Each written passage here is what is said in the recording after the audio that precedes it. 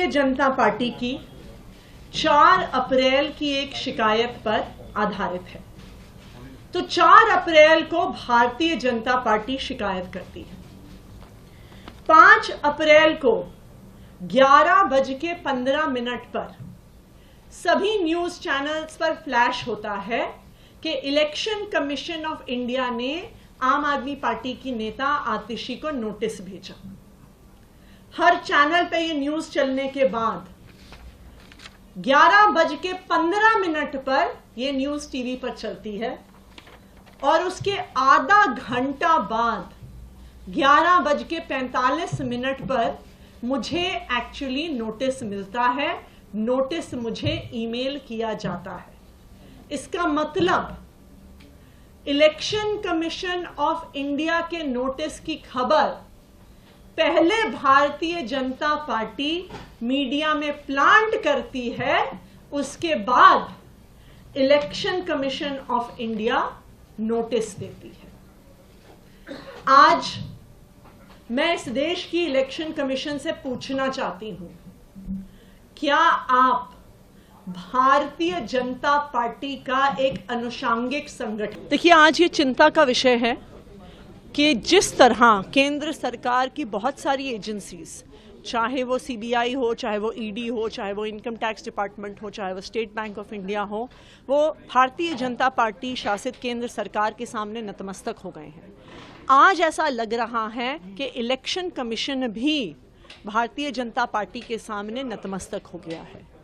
आम आदमी पार्टी बार बार कंप्लेंट्स देती है, अलग अलग मुद्दों पे कंप्लेंट्स देती है, कोई एक्शन नहीं होता है, हमें टाइम नहीं दिया जाता।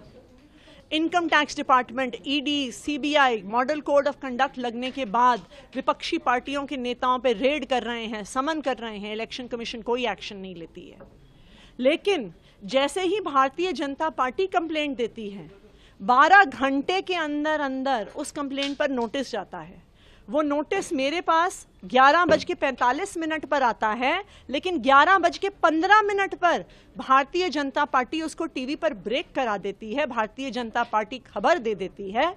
तो आज ये सवाल है कि क्या नोटिस इलेक्शन कमीशन दे रही है या नोटिस भारतीय जनता पार्टी दे रही है।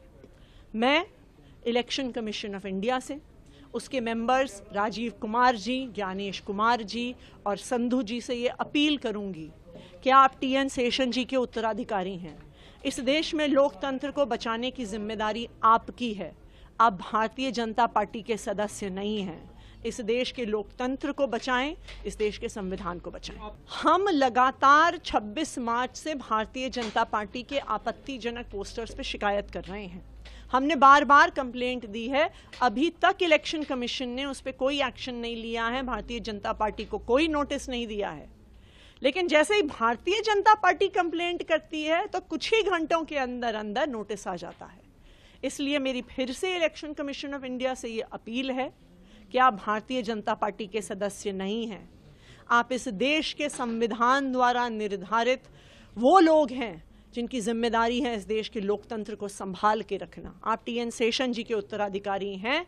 जैसे टीएन शेषन जी को पूरा देश याद रखता है कि वो फ्री एंड फेयर इलेक्शंस को एक नई ऊंचाई पे ले गए, राजीव कुमार जी, ज्ञानेश कुमार जी और डॉक्टर संधू को लोग इसलिए ना याद रखें कि वो उनके टेन्योर के दौरान भारत में संविधान खत्म हो गया, लोकतंत्र खत्म हो गया, फ्री एंड फेयर इलेक्शंस खत्म हो गए। अगर आप ये वीडियो YouTube पर देख रहे हैं तो हमारे चैनल को सब्सक्राइब करें और बेल आइकन को दबाना ना भूलें। अगर आप Facebook पर ये वीडियो देख रहे हैं तो हमारे पेज को लाइक करें।